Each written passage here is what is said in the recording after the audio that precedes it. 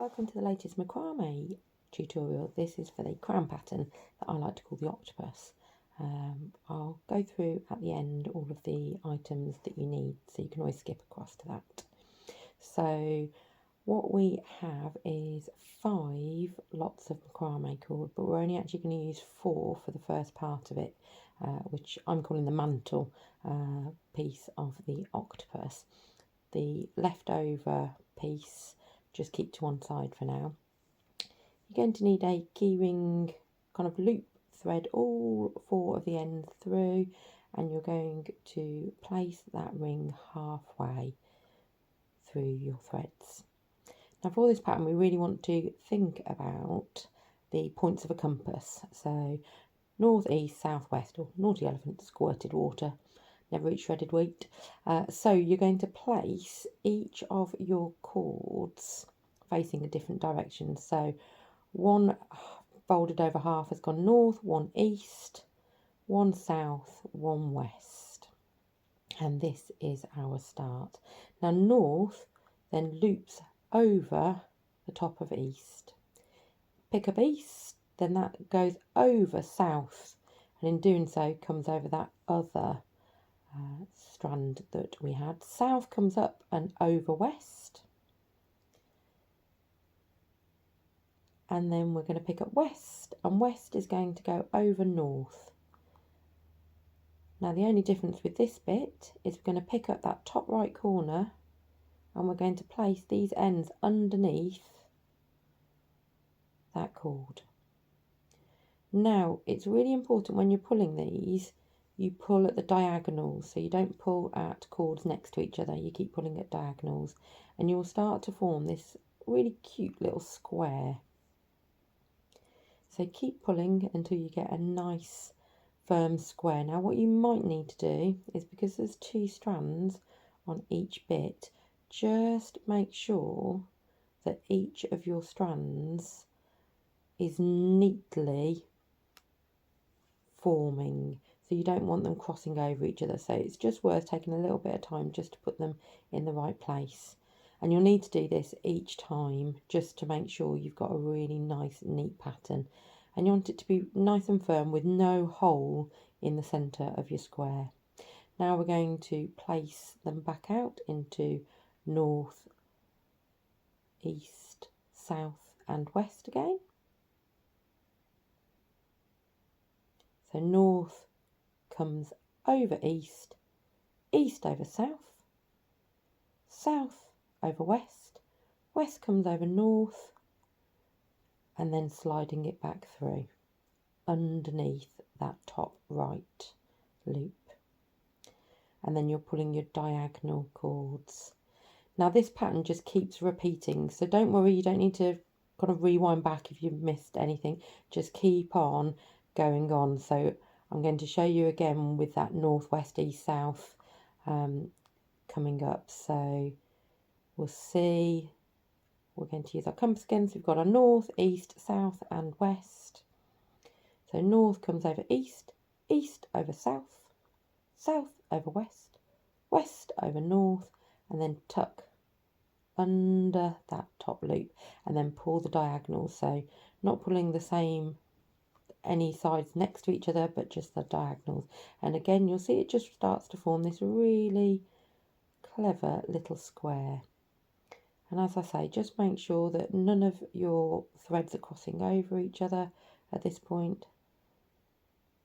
So again, once we finish this, we're going to reset back up to north, east, south, west. It does not matter about it being in the same place or anything. Just make sure you have your compass points, and you just want to be making sure that you're always starting at the same place. So for this one, I'm always starting off at north. You also always want to make sure that you're going in the same direction. So you'll see from this, I'm always going in a clockwise direction. You can go in an anti-clockwise direction if you would like, but just make sure you continue to always go either in the clockwise direction or the anti-clockwise direction to form the pattern.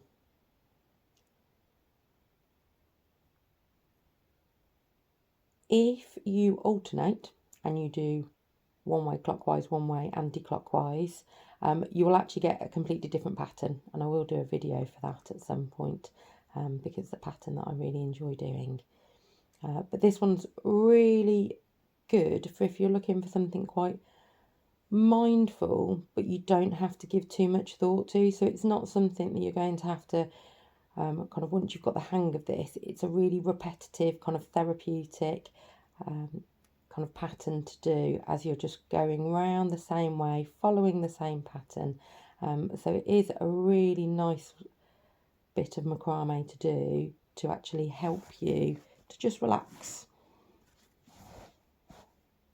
And once you've had a go at doing these a few times, you can actually do them really quite quickly. And like I say, it's just a really nice, mindful craft to do. Now you can see this bit was a bit kind of fiddly. I was just making sure that I was getting everything straight and lined up. And then laying them back out, north, east, south, west. And we're going back round again, clockwise direction.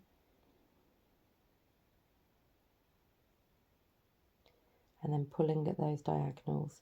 Now you could, and I normally do with most of my macrame tutorials that I do, I actually secure the ring in place.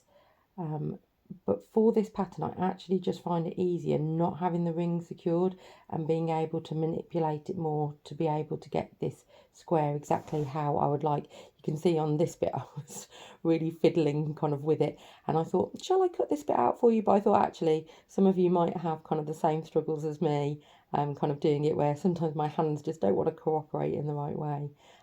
So I thought I would leave this in for you so you can see actually just keep persevering and you will get there.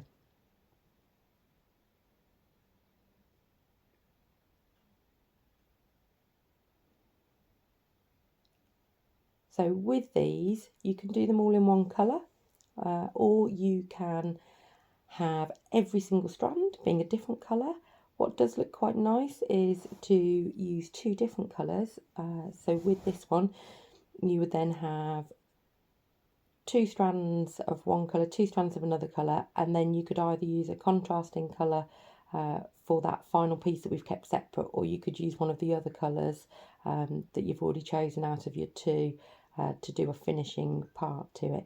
But if you do that, it's quite nice to make sure that north and south are the same colour, and then east and west are the same colour, and it'll give you a really lovely pattern if you do that. It also looks great if you do all four different strands, different colours. So again, you'll see sometimes it works out really, really well and the cords are just exactly in the right places, and other times it just needs a little bit of tweaking to get things in the right place. So just keep pulling those diagonals, those opposite sides, and it starts to form this really nice kind of chunky looking little spiral. So like I say, I call this the mantle of my octopus. Now we keep on going, and I purposely don't speed up my macrame videos, but if you feel like you've got the hang of it, then you can go and adjust that manually in the video so that you can speed it up if you'd like. But I always find that when I'm watching videos, the bit where I always start to think, oh, am I doing the right thing, is when it's suddenly been speeded up and I can't properly see what it is that's happening.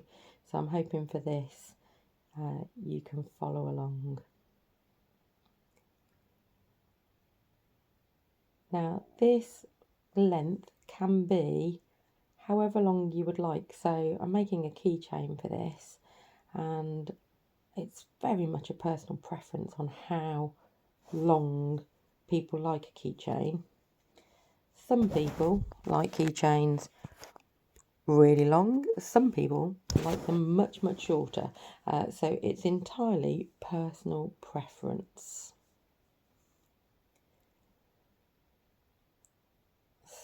Once you have got to the length that you're happy with though, you are welcome to skip ahead to the head section of our octopus, or keep on following along with me as we just finish off the last couple of rounds.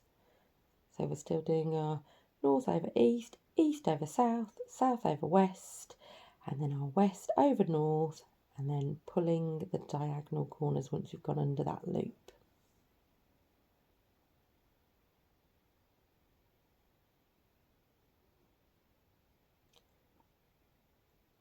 This pattern would be really good for beginners. I also have a spiral keyring that again is a really good one for beginners as well, and as I mentioned before, both of them are patterns. The spiral and the crown pattern octopus are patterns that are really good if you're looking for something that once you've got the hang of it you don't have to think about too much, and they follow a really similar pattern with not lots of changes. So I think that's quite good if you want to just unwind a little bit and not have to think too much.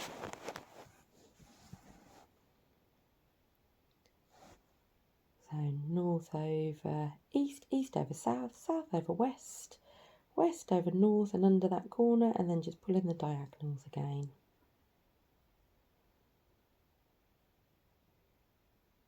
And that's just tweaking those chords so they're lying nice and flat and not overlapping over each other in any way. And that then makes that really lovely kind of square. It makes me, if you do it in two different colours, it definitely looks like a Battenberg. I feel like I'm going to have to make a Battenberg version at some point because it definitely reminds me of that. Even though I really didn't like Battenberg. It was like I liked the idea of it because it was cake and it got that little bit of icing kind of running through, but I really didn't like marzipan. So that is going to be our final knot, and we're going to now move on to what I call the head of the octopus, and it's also known as a gathering knot or a wrap knot. So for this we're going to need that piece of cord we kept to one side. Now find one end and we're going to place that up near the top of the key ring. We're going to run it down and then we're going to make this loop at the bottom. Now the loop just needs to be longer than the head section of your key ring, of your octopus. So we're going to hold that together and we're going to start wrapping around. Now the thing you need to make sure is that this little end cord here, that's going to keep wanting to get in the way, stays out because we're going to need that. So we tightly wrap round the other cords. So you'll note that the one with the loop we can still see there, and we're still wrapping that in with all of the rest. Now you can wrap around how I'm doing like this, or you can twizzle. I'm not sure it's a technical term, but twizzle round, and that sometimes is easier. You might want to just keep pushing up all of those loops that have gone round to make it firmer. Once you're happy with the length of the head of the octopus, now we want to find that loop, and we're going to get the length of cord we've just been working with and pop that through the loop and pull it down. That's all we're going to do now. Then we're going to take that top little tail that we first did and we're going to pull. And what you'll notice is that is pulling up that loop, and this is going to secure this gathering knot in place, and you keep pulling it through until it starts to pull up into that head of my octopus inside those loops.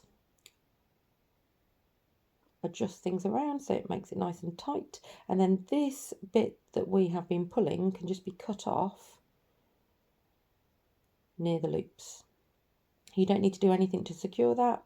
That's nicely secured in place. Now we're going to work on the arms for our octopus.